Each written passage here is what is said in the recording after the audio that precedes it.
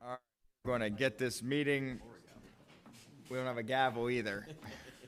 We're going to get this meeting underway. If the members could introduce themselves to my left. Representative Nelson. Hello, Representative Eric Nelson, Westmoreland County. Good afternoon, everybody. Torrin Ecker. I represent parts of Cumberland and Adams County. Josh Kale, Beaver, Washington County. Good afternoon, Thomas Kutz, Cumberland County, right here in the 87th District. Jim Rigby, 71st, Cambria, Somerset counties. All right, we are also going to have members joining us online. They're not online right now, and I believe there's still one or two more members coming and going and all that stuff. That's how these hearings tend to work. Representative Kutz, it is great to be in your district again. Thank you for having us here. The floor is yours to give brief opening remarks.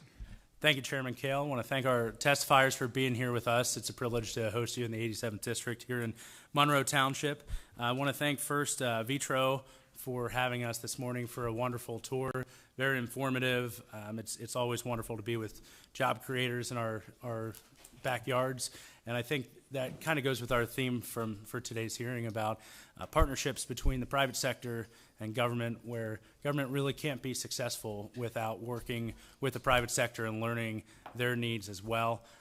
That's how we're best at crafting public policy that fosters pro-growth, pro-economic growth policies that foster family-sustaining jobs for people in our communities and helps make our community a great place to live, work, and raise a family.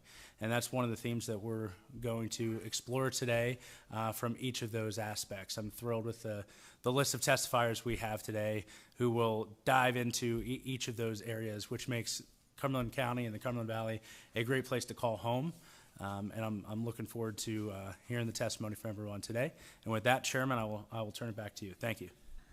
Thank you, Representative. You know, as we've traveled around the Commonwealth and us as legislators, we constantly hear it, people coming up to us asking, why don't you do more to help this individual group? Why don't you do more to help that group? Why don't you do more to help these people that are in terrible situations? And a lot of these situations are real and they're painful for individuals. But one thing that I am finding, and I think many of us have come to the conclusion that at the base, at the heart of these situations, are people that don't have opportunities for family-sustaining jobs. They don't have the ability to get out of poverty because they don't have the ability to have a job. And so if we pursue pro-growth policies, we are helping lifting people out of poverty so that they can be on their own 2 feet.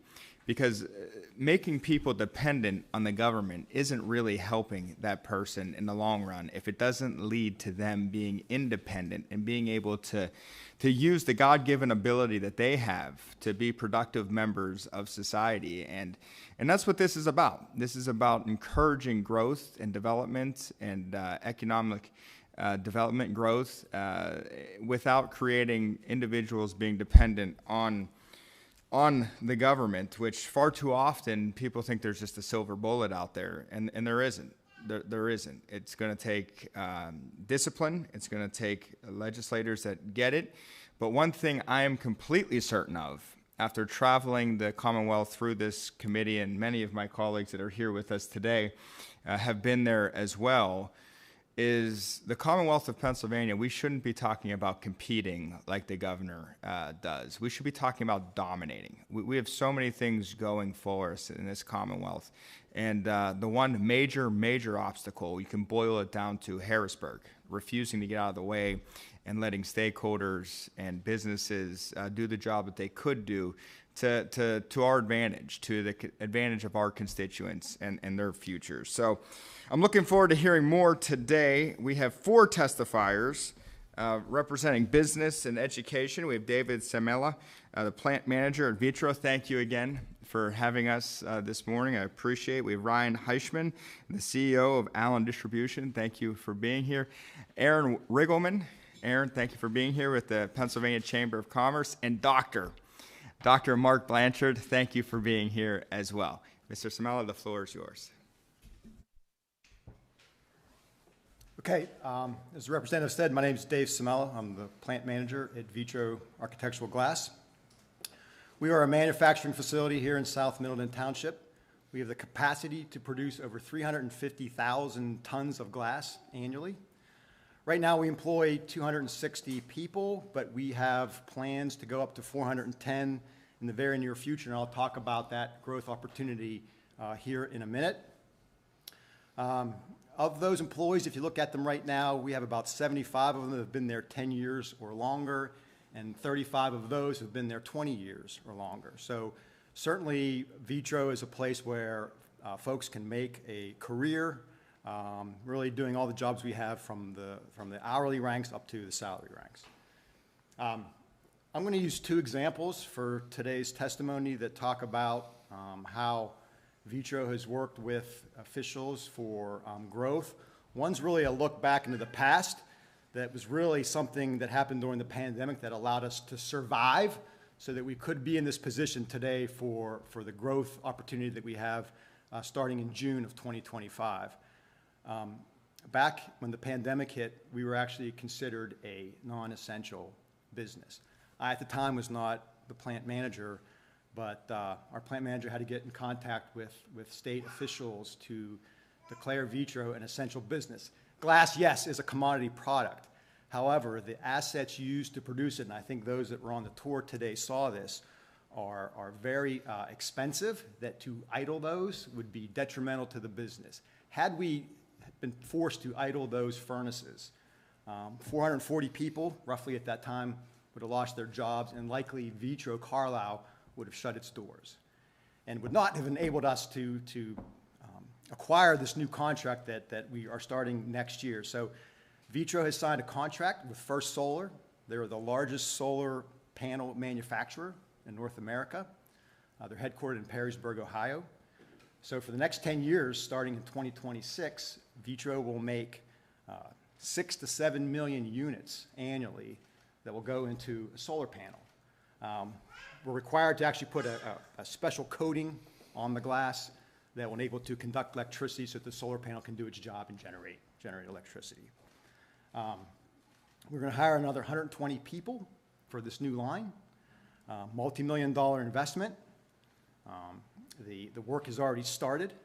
So next year we plan to, the line that you saw today that was being demolished will start back up in June of 2025.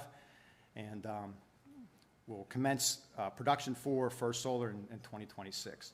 So really a great growth opportunity, locked in for 10 years. It's a $1.3 billion kicker to Vitro from an earnings standpoint. So a really bright future, and really to give props to our sister facility in Meadville, Pennsylvania. They're the Vitro plant that's going to make the other half of a solar panel, because the solar panel is actually two pieces of glass sandwiched together. So really great news for Vitro, really in the state of Pennsylvania with what we have coming forward with First Solar. Mr. Heischman. Good afternoon. Representative Kutz and members of the Republican Policy Committee, State of House Representatives, thank you for the opportunity to testify today regarding the business climate of the Commonwealth of Pennsylvania. My name is Ryan Heischman, CEO of Allen Distribution, a company that provides logistics and supply chain services.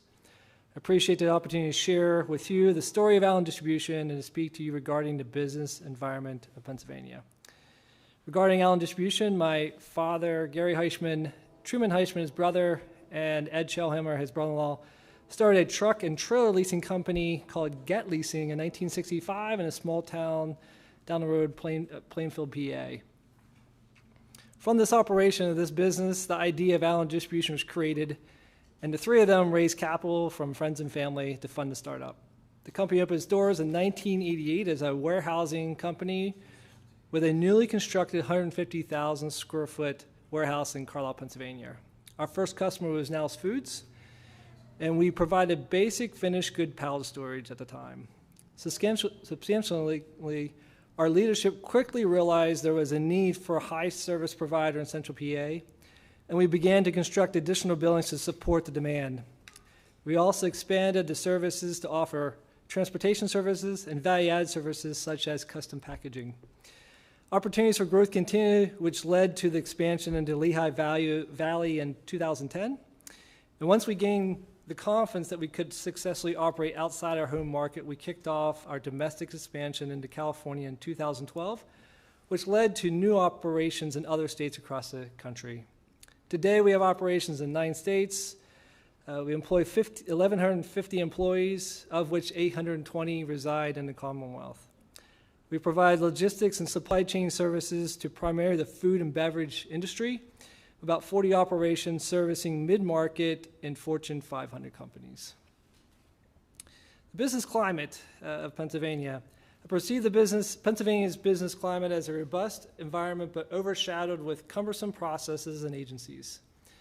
I believe that the state needs to fully assess its competitive business climate, create a strategic plan, and partner with enterprises to execute the plan.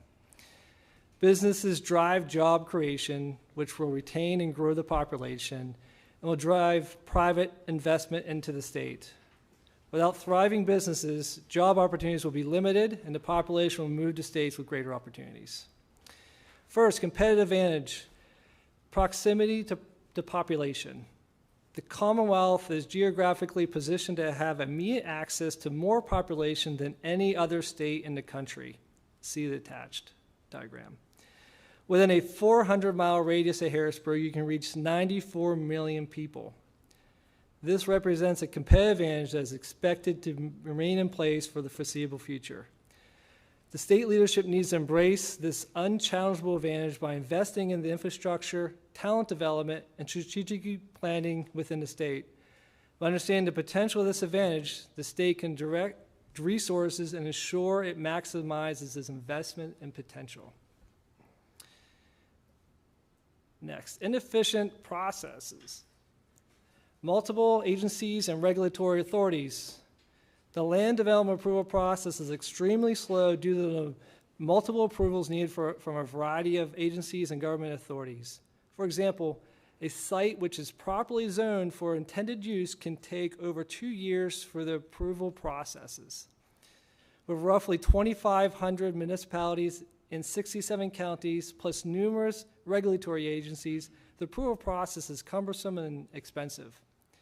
As I appreciate the importance of government agency to ensure all stakeholders have an influence on a given project, I believe it's time to fully understand the economic impact to the state of this disjointed process.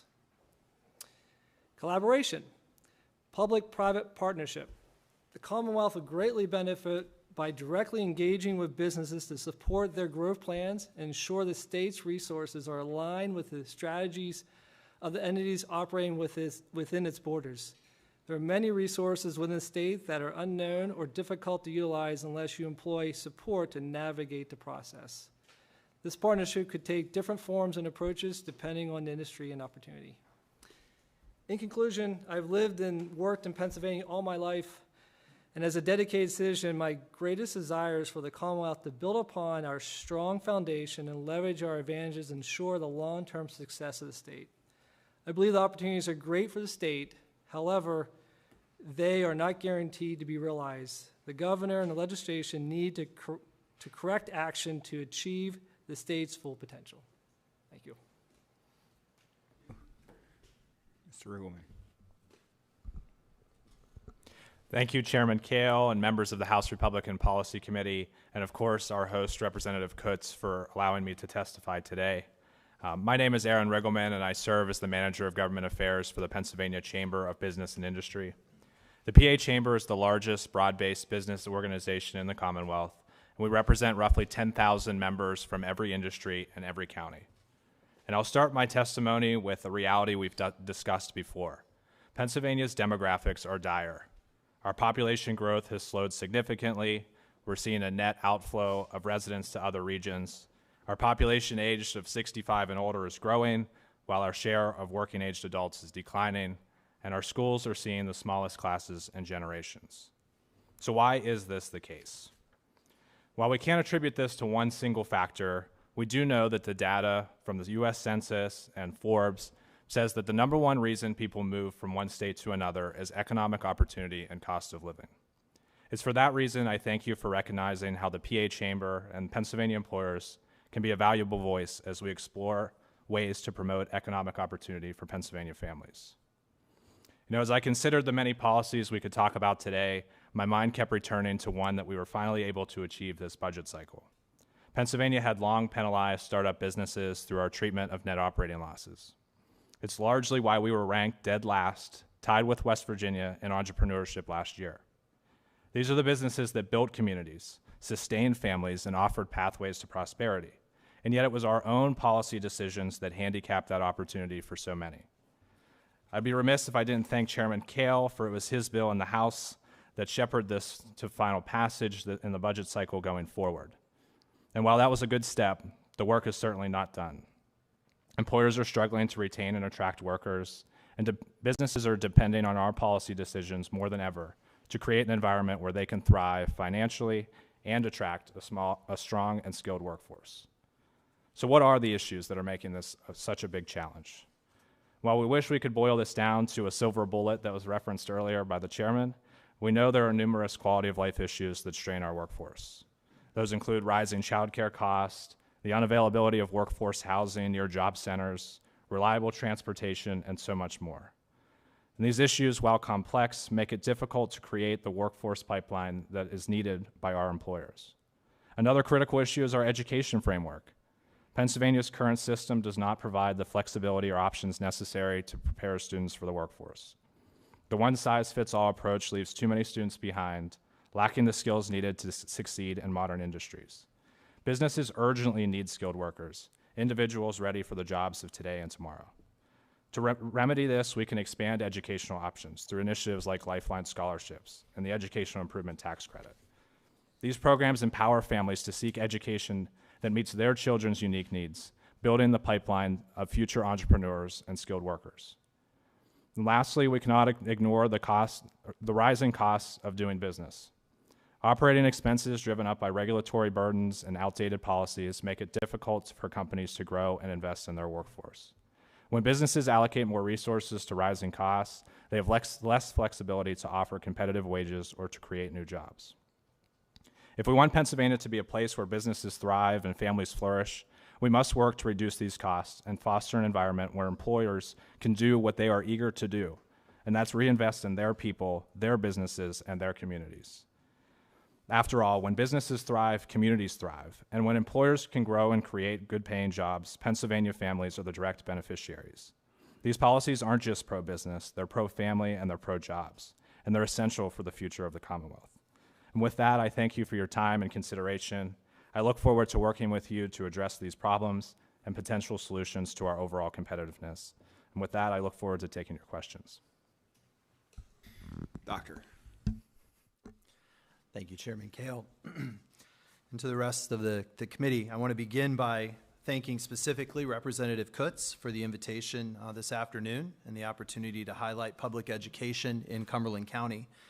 My wife and I moved to Cumberland County in 1997, and we have lived in South Middleton Township since 2005.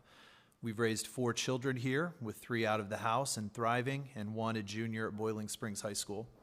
We're proud residents of Cumberland County, so much so that we convinced my parents to move here from Iowa in 2012. I'm in my 10th year of serving the residents of the Cumberland Valley School District. Previously, I worked as an assistant principal and principal of Cumberland Valley High School, and then as assistant superintendent before assuming the role of superintendent last fall. It's a special privilege to serve in this way, in this region, as I have the opportunity to help shape future opportunities and potential growth in direct ways. I also serve as the CEO, in effect, of the 3rd largest employer in the 87th District and one of the top 10 in Cumberland County. Our footprint, and therefore our health, is economically significant and important.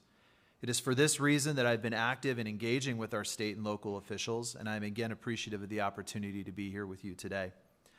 Cumberland County has 8 public school districts and is home to the area's Career and Vocational Center. Each of the 8 are unique in shape and size, ranging from Camp Hill with approximately 1,200 students all the way to my district, Cumberland Valley, with more than 10,400 students. While each of the districts serves their local communities in unique and specific ways, we all share one thing in common. We offer a quality education for our families that ensures opportunity for post-secondary success, whether the students enroll at university, enlist in the military, or seek sustainable employment. And we do this in a way that respects the work of our taxpayers and how we maximize return on the public's investment. When using Department of Education reportable data on district size and relative wealth, there are 11 districts in the state comparable to Cumberland Valley. Districts like North Allegheny, Parkland, North Penn, Pennsbury, and Westchester. Good, solid, high-performing districts. When using state testing data to compare performance, CV ranks 6 out of 12 in 5th grade reading and math. In 8th grade, CV ranks 3rd and 4th out of those 12 in reading and math. Those are good rankings. However, when we consider tax rates and dollars per pupil, CV ranks 12th among our sister districts, several $1,000s behind the 11th ranked district. Their average per pupil expense of nearly $20,000, while CV's is just over $14,000, a difference of $5,700 per pupil. That makes our academic performance even more impressive in my mind. This scenario plays out across the county when comparing Camp Hill and Mechanicsburg and South Middleton and Big Spring to school districts across the Commonwealth and their like demographics. While this can be interpreted as good news, it would be disingenuous of me to suggest that this does not also bring with it challenges. Our success breeds growth, and while growth is good, it also brings with it needs as we seek to support our families in the same way we have been. In the past 2 years, both Mechanicsburg and Cumberland Valley have jockeyed back and forth in the top 5 of fastest growing school districts in the state. So we will need continued support from the state as we assess growth versus the limitations of Act 1. A specific way we are seeking to influence our community is through a partnership we have developed with UPMC, something that I think that offers a nice anecdote to your testimony. It is not a secret that UPMC has a large and important presence in Cumberland County, and with that, they have brought opportunity. In 2023, with the help of local partners, we entered into an agreement with UPMC that offered an important pathway for students who were interested in medical careers. While doctors and nurses form the core of the healthcare industry, there are dozens of areas within that system that are crucial to providing high-quality healthcare.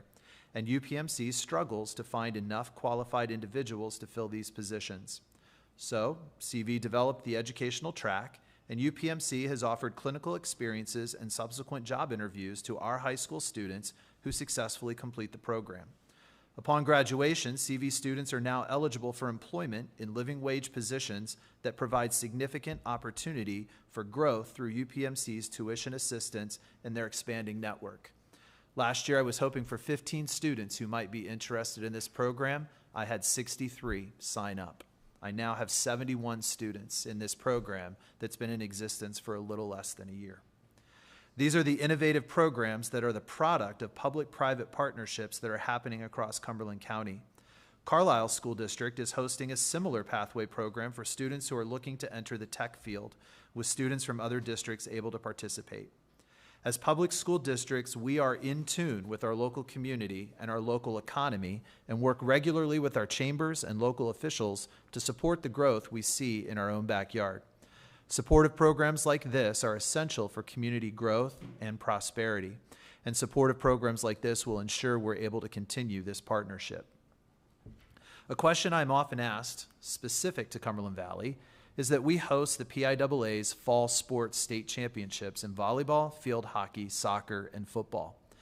Because of the expense, it is assumed that we are using local taxpayer dollars to support events that are not directly related to our mission of educating Cumberland Valley students.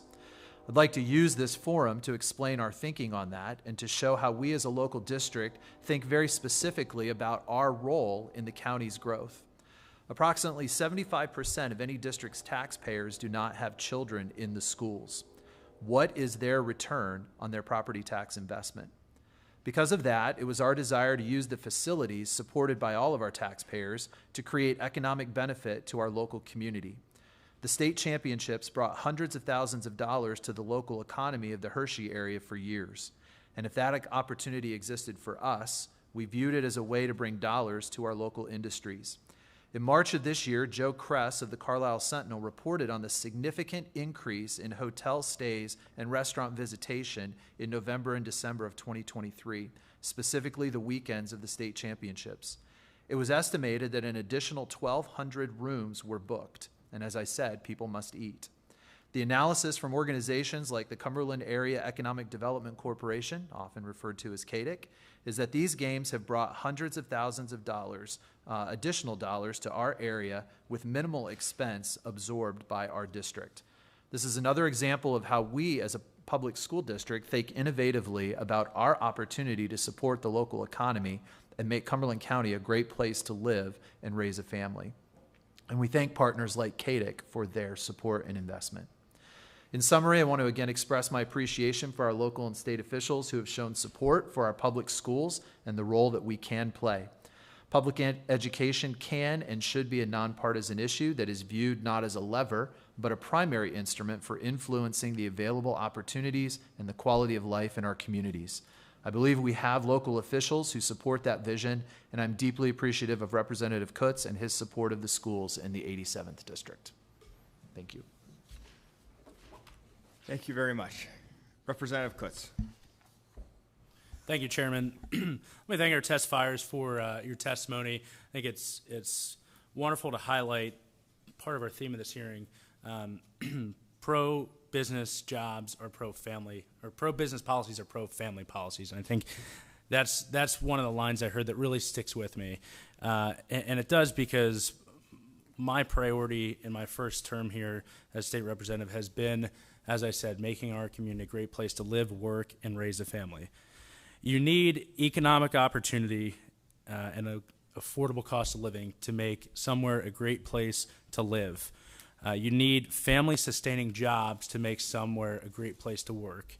And you need access to a quality education, housing, and childcare to make somewhere a great place to raise a family.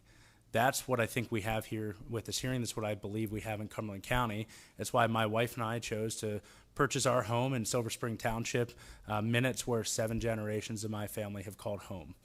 And that's why I'm so committed to advancing policies that affect these issues as well. With that, I have a couple of questions, and we'll direct to a few of you as well. Let me start with Dr. Blanchard. First, I appreciate the opportunity to hear about some of the things Cumberland Valley is doing. One of the things that stuck with me at the beginning of my first term was hearing about Cumberland Valley's goal to make sure every student had a plan to be enlisted, enrolled, or employed by the time they graduate. I think that's at its core what public education is designed for, to ensure that every student has a plan for when they leave public education so that they can thrive as well in a local economy. Dr. Blanchard, you mentioned some of the private sector partnerships that you have. I'm curious as well, you mentioned how Silver Spring Township is the home to the Career and Tech Center for Cumberland and Perry counties, and one district in Adams County as well, also housed within the 87th District in Silver Spring Township. And I'd like to ask what Cumberland Valley does to advance career and technical education to prepare our next generation of skilled workers. And I'd also like to ask about Cumberland Valley's commitment to dual enrollment opportunities to help students struggling with the cost of a 4-year higher education to be able to get a leg up by getting a few credits under their belt before graduating.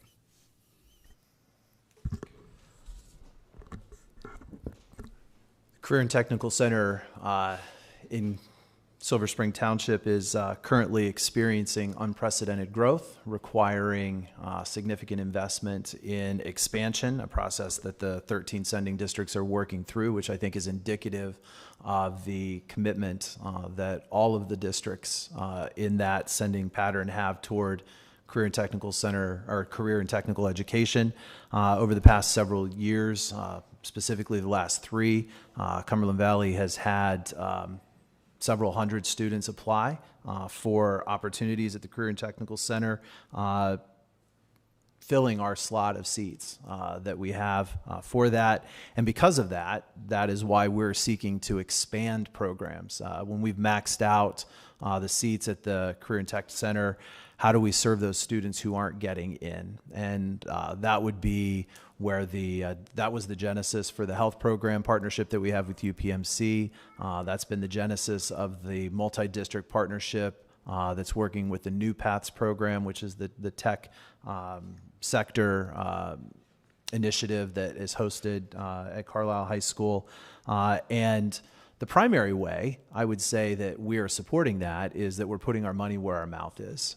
We have invested significant dollars in supporting the students who are pursuing these career and technical pathways. It would be part of the reason why I referenced in my testimony that in order to sustain that, support for programs like this would be important for us. The dual enrollment opportunities for us, our most significant partnership is with Harrisburg Area Community College.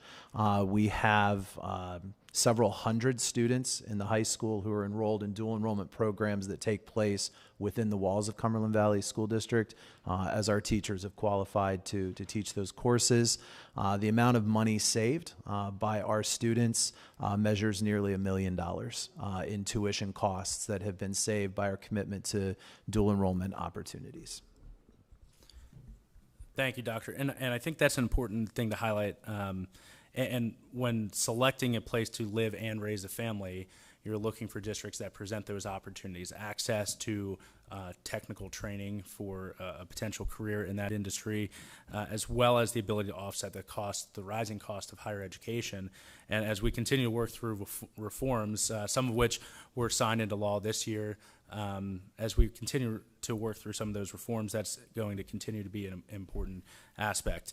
But it's also necessary to ensure that we have family-sustaining jobs to generate the tax revenue to support our public schools and to support all of the critical aspects of government, including infrastructure. Mr. Heichman, thank you for your testimony about what it takes to be a job creator here in central Pennsylvania. I appreciate your family's commitment to keeping your business here in central Pennsylvania and employing over 800 employees in the Commonwealth, and that's exceptional. One anecdote that I'd like to share from this year was when the governor of Arkansas stated that they had a plant built and opened in less time than it would take to get a permit in Pennsylvania.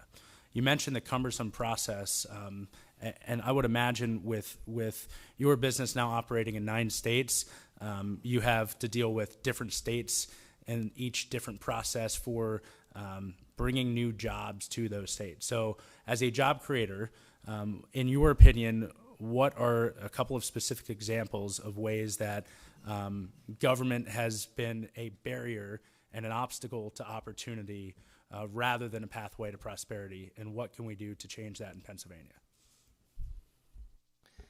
Yeah, so, I spoke about the development process, and, oftentimes to create jobs, you have to have physical assets, right, in place. And so as you think about the process to get a land development in place, approval, if it's a long time, right, 2, 3, 4 years, that's even before you put a shovel in the ground, right? And so that can be costly, right? And use the example of how quickly another state had done it compared to Pennsylvania. And so if I'm, as a business leader, wanting to get operational quickly, right, to generate, revenue, jobs, and get a return on investment, am I going to pick a state that's going to be slow or quick to support? And so I think that process, all the different agencies in Pennsylvania that have to participate in that approval is really cumbersome. And I understand the importance of that. However, there really needs to be a review of how to speed it up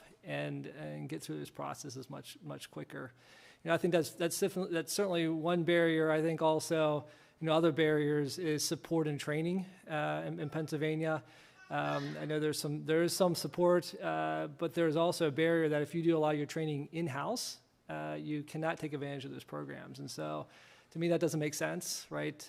We have a director of training development, but if we would outsource that, the state would support us in that funding. But since we do it in-house, which we think is better and more efficient, the state doesn't support us in that way. And so as we think about growing our leaders and training our individuals to be productive and positively contributing to the business and the economy, The state, I think, has to review what they're really trying to achieve there and make sure that the business community is aligned with the state and the state's alliance community.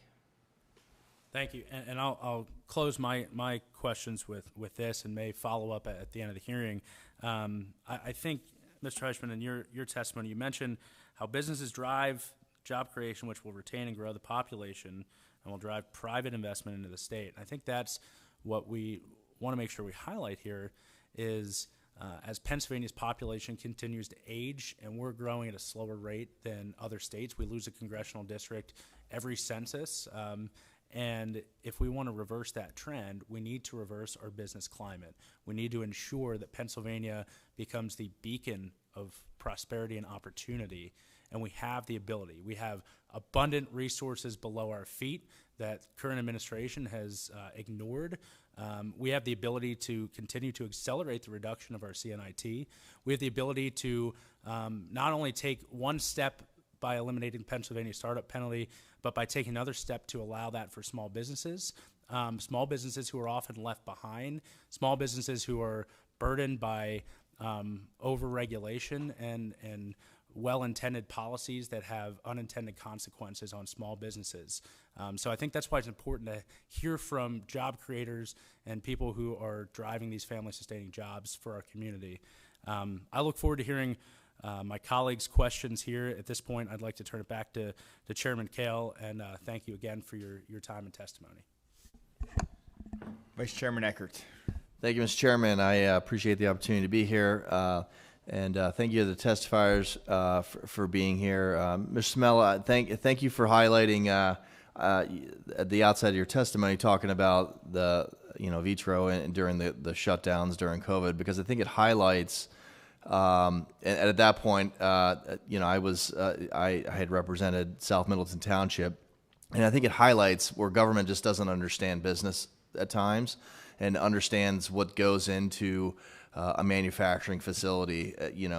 Obviously at that point, no one knew what was going on and everyone wanted to be safe, but just understanding what it takes to, you don't just flick a switch and the plant shuts down. And I remember those late nights working through that issue, and it's still something to this day that I'm very thankful that the business is still here and now is expanding. I think it's fantastic. So thanks for highlighting that. But again, I think it highlights that government doesn't create jobs, you guys do. It is businesses like you guys that create job, that create revenue, that create wealth for families. And here in Pennsylvania, I think we are positioned uniquely to have incredible access to market. And Mr. Hushman, I'm a map guy, so I love your map, and I know you have a big picture of this map in your conference room. But I think it highlights, this map highlights just how much access to market we have here in Pennsylvania. So my question along those lines is, what are some of the barriers that you have access to market? What are some of those barriers that make that more difficult? And what are some of those things that you've run into as a company that you can be a profitable company, you can grow your business, but what have you run into specifically getting access to this market?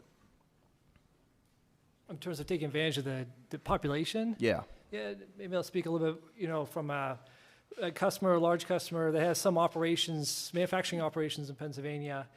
And we recently were part of an opportunity with them to expand. And they said part of the product was being produced outside of Pennsylvania, I think in New Jersey. And they were concerned about, from a tax standpoint, of distributing that product through Pennsylvania, and said that we were to open an operation in New Jersey to support that.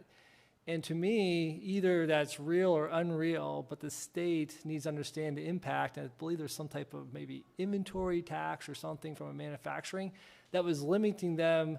If they didn't produce it here, they weren't going to bring it into the state to distribute it. And so to me, does the state understand the impact of some of the taxes they have on corporations and manufacturers, and how that may drive not only the manufacturing to be done someplace else, or does it preclude them from bringing the product into the state to then distribute throughout the Northeast? And so making sure that the state understands those impacts of the laws and regulations, not only specifically in the state, but to companies of bringing business into the state, right? If that makes sense. Sure. And because you really want to bring the manufacturing in here and the products, because that drives the service and the jobs throughout the Commonwealth. Then. Yeah, and I think that, again, that's just another example of unintended consequences for government getting in the way of business. So, Mr. Riggleman, obviously the chamber has been a leader in trying to tear down some of these walls. What is the next big issue that you think we need to address to make sure that our business community can grow, we can be as competitive as the governor talks about being competitive, but what are some things that we need to really hold the governor's feet to the fire on and really open up that opportunity for family-sustaining jobs? Yeah, thank you, Representative Eckert, for your question. I think we can talk about sort of positive steps we can take, but I think the first thing we need to do is stop a lot of the bad policies that are being contemplated in Harrisburg. Oftentimes businesses, and especially our organization, have found ourselves playing defense, especially during this session. Bills that have been vetoed by legislatures or by governors in California and New York are now being considered in Pennsylvania. I think that really speaks volumes to businesses, and we often hear, well, that's not going to ultimately make it to the governor's desk, so what does this vote matter? Well, when you're a business looking to invest in Pennsylvania, you're not just looking at what ultimately gets done, you're looking at the precedent they're setting. If legislation that is really impactful to your business is even being considered, that's something that might deter you from coming to Pennsylvania. To your question about things that we can do positively going forward, we took a step on permitting reform this year. That's the first step we've taken, and it's a big one. But I think that's only step one, and there's a long way to go. More permits, deemed approved for permit applications is something that's still on the table. Addressing a lot of the workforce challenges I mentioned, there's a lot of work to be done, but I think step one is sort of playing defense and stopping a lot of the things you're considering. Not you personally, but the legislature. Understood. No, and thank you for that. And I know last week at a policy hearing, Chairman Kale even highlighted the fact that with the permitting reform is, the governor talks about permitting reform, and we've passed some legislation, but it's important to note the governor can do this, and any governor before him could do this. It's frustrating that the legislature has to get involved here and move this ball forward. Unfortunately, that's the position we've been put in. So I appreciate the testimony from everybody, and I'm going to turn it back over to Chairman Kale. Thank you, Representative Eckert. And could someone tell Mr. Caruso to bring that baby back in here? It makes me feel at home hearing the baby. So thank you, Representative Nelson. Yeah, always good to see a baby, for sure. Thank you, Chairman. And I really appreciate the testimony. I was excited to hear about the expansion and that solar panels are going to be soon made here in Pennsylvania. There's been a big fight on the floor earlier this year. A representative that neighbors me on the district we had a big partisan fight over an amendment that would require that a percentage of solar, I think it was about 70% or 80%, be purchased from United States manufacturers. And that amendment was resisted from across the aisle, So it's great that we're going to be manufacturing them here, and it's very exciting to hear those jobs are going to be coming, An area of frustration that I think it'd be great to get an entrepreneurial business view is in the opportunity that I see in welfare reform. A number of members on our panel, we sent a letter to our Secretary of State following a policy hearing where it was identified, we have about 1.4 million able-bodied Pennsylvanians on welfare, so not working, and those are able-bodied. They're our biggest group of welfare recipients, and a subgroup of them are able-bodied without dependents. So no kids, no mental health, no disability, just people who could work. So earlier this morning, I was in Harrisburg. We were meeting on this issue, and we were talking about this welfare cliff, that it's almost like a ceiling, because if a worker earns above a certain threshold, which would be this 20 hours of work, they lose all of these benefits. And then there's the medical component, where our MCOs, medical care organizations, have notified Harrisburg Appropriations that if we get able-bodied people off the rolls, that they would increase their cost to government because the remaining people would have higher medical averages. So there's almost an incentive for government to keep people on the sidelines because they don't know how to address this welfare cliff. You know, as entrepreneurs, recruiting people for your companies, how would you feel would be a way that we could begin to insert this 1 million+ able-bodied workers in Pennsylvania back into the workforce and get them working and earning again? I'll start with Mr. I know I was putting you on the spot there.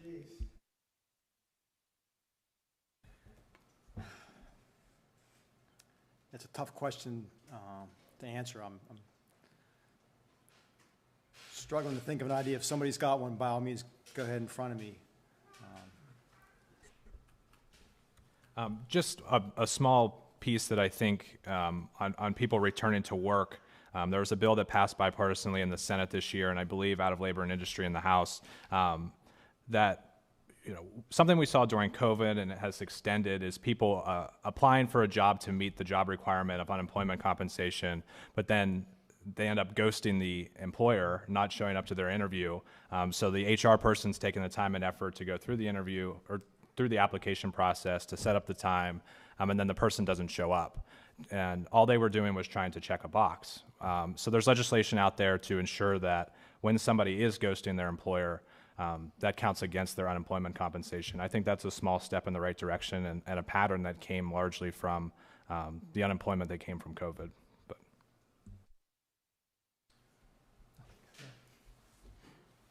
I appreciate the question, and from an educational perspective, it prompts a couple of questions on my part. What types of jobs are available? What training is required for those jobs? And how is that paid for? And that goes back to what I was talking about with our partnership with specifically with the healthcare industry in Cumberland County. They're looking for employees, but the jobs require training. And we are doing our best to support our students who are interested in those positions. That translates, I think, to adult workers who are in a situation as you would describe. You mentioned Labor and Industry. We've been working as a school district ourselves with Labor and Industry to see if there are ways that they can support these types of efforts to uptrain individuals. And so again, it just prompted a question, when we think about the dollar amounts to the 1 million+ that you referenced on that are on the welfare rolls, what type of resources available from that to transition into the training that school districts could help facilitate, as we are seeking to do with the healthcare industry, to train individuals for those available jobs. A couple of thoughts on your question. Talk about people in welfare getting them into the job market, and I think there's a couple areas. One is transportation. If they do not have transportation, that's going to be a major barrier, right, for them getting work. Training, right? Assessing their skill and training them. And it doesn't mean extensive training, but understanding the training of maybe simple tasks or simple responsibilities, I think is key, and partnering with companies to understand what they need and those different skills. And sometimes it can be lightly skilled or almost even general, but you still need some type of skill set around that. And then really around incentivizing them, right, to show up every day and help them get there. So if the state has an initiative or can partner with the private sector to understand what the need is and address that and bring those employees into the workplace, I think there's a real opportunity there. But if that's not addressed, to your point, there's maybe some type of dependency there or a confidence level or transportation, physical barrier that it can't. And if those don't get addressed, then I don't think that the issue will be solved. So I'll admit I don't have the answer to your direct question about how do you get those people into the workforce, but I do know, I'll make a couple comments about Vitro. We're hiring right now. We have signs in the yard if you drive by to see that. I mentioned the number we're looking for. We provide training in-house from experienced people. Our schedules, I'll admit, are difficult because those that toured today see that process never stops. It runs 24/7, 365. We have folks working Christmas Day. We have folks working New Year's Day. We have a forced overtime policy because it can't stop. It's too costly, and I mentioned that earlier. So I think we provide all the things people would need for a good paying job and even career at Vitro. But to answer your question, how you get them there, I don't know. One thing we're working with right now is a more flexible schedule where people can actually go in and pick on an app on their phone, select shifts here and there. Now, those are for more folks that have childcare issues, for example, or can't work our challenging schedule. So I'm actually surprised to hear that a large percentage of the demographic you described are actually dependent lists. So again, I think we're doing all we can to provide the opportunity for those folks. I just don't have the golden answer to say how you get them into Vitro to do the jobs. But I think we provide everything that they would need to be successful. Yeah, it really appears that throughout the state, the jobs are there. The pay is great. If they start earning, that initial cliff is a big drop off, and a couple of years ago, Governor Wolf vetoed welfare reform, which would have said you have to volunteer 2 days, you have to take training class that would have been provided, through the government because those training programs are there, that you would need to do something, right? Even working a little bit. But the governor vetoed that bill. I think this session it's 1,800. Maybe next session we'll be able to move legislation forward, which would enable that training and incent those opportunities. So connecting all the dots from these policy hearings, Mr. Chair, is coming together nicely. Thank you.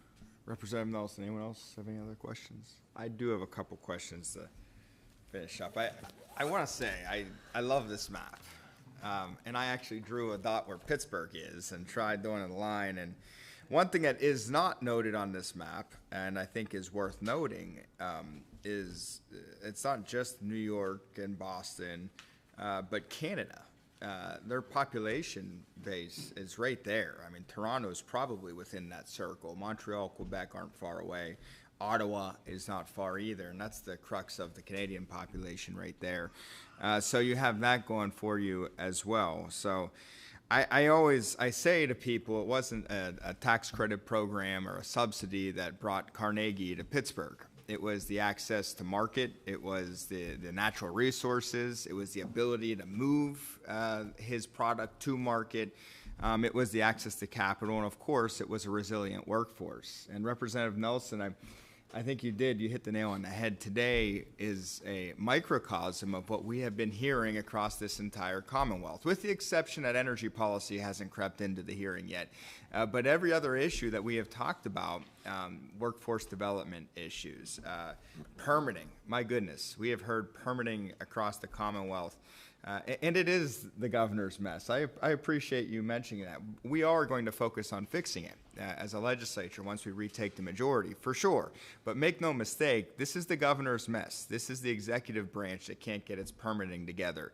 And he could, by executive order, put deemed approved in today if he wanted to. But he hasn't, and nor has the last governor, or the governor before him, or the governor since who knows when, 1924, or however long it's been since we've had a competent state agency actually going through the permitting process. And one of the most frustrating parts about the permitting process is there's no upside. Who is winning when these permits don't get done? The environment's not winning. We've talked to stakeholders that have told us they can't get a permit to clean up an environmental spill, where there's more environmental damage because they couldn't get a permit to clean up an incident in a creek in, I think it was in Bedford or Tioga County.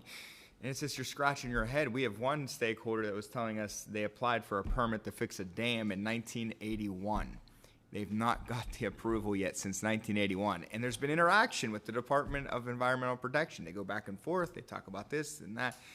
It's just nobody is winning. Nobody. And it's a lose-lose situation where if you have an efficient government, it turns into a win-win situation. Doctor, I want to direct a question at you, though. First off, out of the gates, I really appreciate, and I just want to mention something about my level of appreciation for your testimony. Oftentimes, for obvious reasons, and I'm not being disparaging, but for obvious reasons, when we have administrators from school districts talk to us, regardless of what the subject is, they end up talking about funding and need this and need that. And I get it. There's all kinds of things that can be done more. But the fact that you came here and testified of what you are doing in a creative, positive way, meeting the needs of employers in your region through your high school, that's awesome. My question is, how do we mimic that in other places? I don't want to go down the road of unfunded mandates and telling educators really how to do their job. I think, parents need more influence in the education process. Bureaucrats, elected officials should probably have less influence, unless it's a school board member. Obviously, it's different. But how do we encourage other places to do what you're doing? Well, thank you, Representative Kale, for acknowledging that. Part of my calculus here was I figured you'd probably heard enough about funding, it You is calculated true, correctly. Yeah, it is true that the education funding is an important issue, and that there are challenges there. I think we all know that. But as you mentioned, with some of the other issues, permitting, for example, these are issues that are not going to be solved overnight. We didn't get here overnight. They're not going to be solved overnight. So what do we do in the meantime? My career is going to be bracketed by the time that I'm in office as superintendent, and many of these problems won't necessarily be solved during that time. So I can either sit around and wait for not much to happen, or I can look for innovative ways to support my students and my community. The answer to the question, from my perspective, is not a formula that's easily replicated just by giving a template to school districts. I specifically mentioned CADIC in my testimony, our local economic development corporation, because our engagement with them, my engagement with the West Shore Chamber of Commerce, the Carlisle Area Chamber of Commerce, we actually have the president of the organization as one of my district residents, and have had opportunity to meet with him, with the State Chamber of Commerce. It does require partnership with industry. I wouldn't be able to do what I've been able to do in the tech field with Deloitte, for example, or in the healthcare field with UPMC, if Deloitte and UPMC weren't willing and able to meet us in that way. Part of the solution to that problem is going to continue to be engagement with the business community. I use the expression, it's a little cliche, we put our money where our mouth is in supporting our students in this. I do think that the businesses, oftentimes with which we are seeking to partner, they look to us for solutions, and sometimes I need them to move a little bit closer to me in helping out in that way. So the template is really finding where we can meet in the middle with our business partners in replicating those opportunities for our students.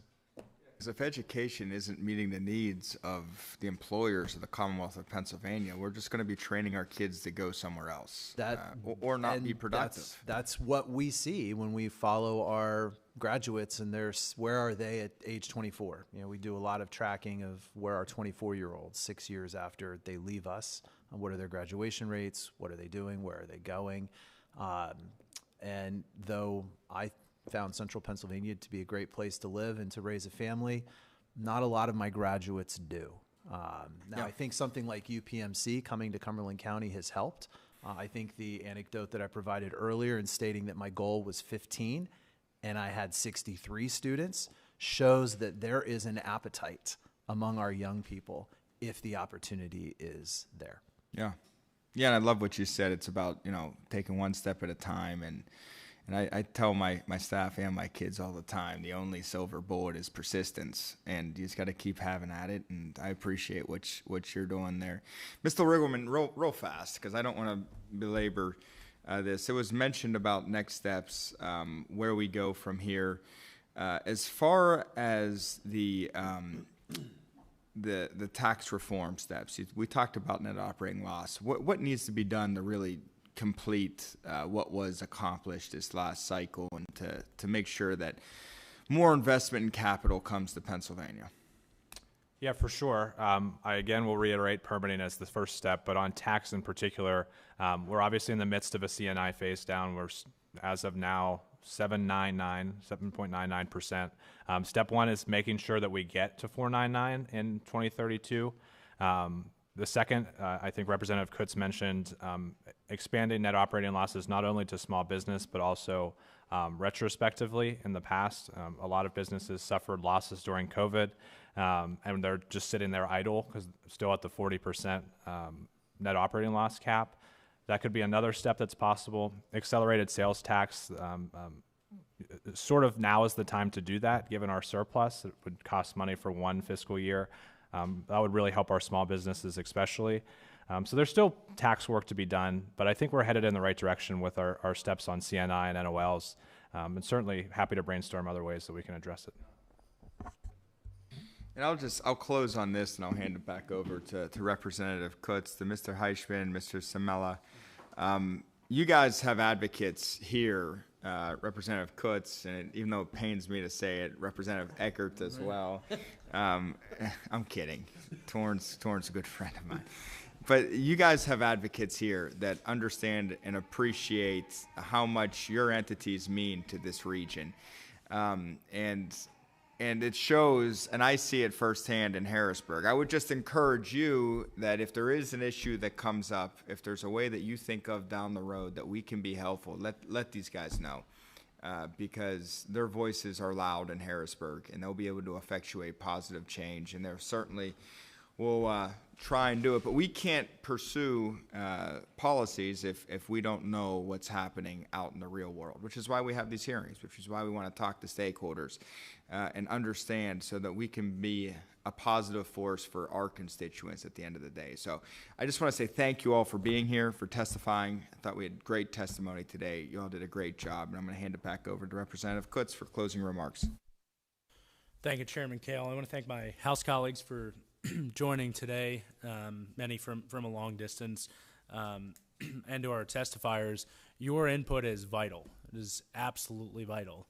I have not been the superintendent of a school district, so Dr. Blanchard, your input is vital on education policy.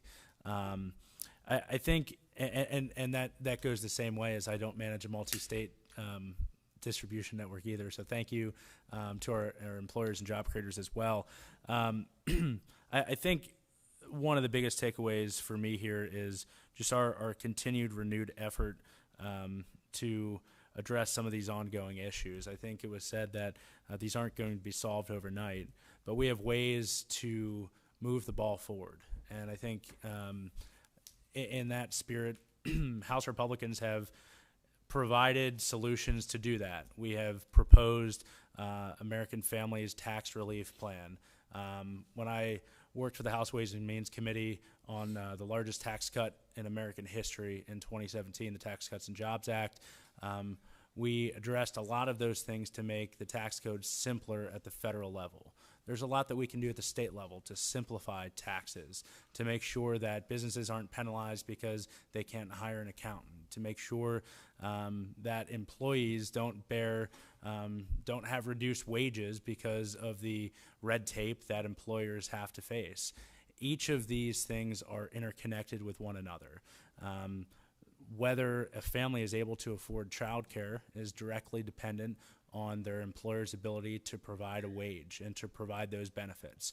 As government, our job is to, one, get out of the way of those businesses, and two, incentivize those businesses on ways like, for example, this year by tax incentives for childcare contributions, things of that nature that continue to encourage people to make Pennsylvania home.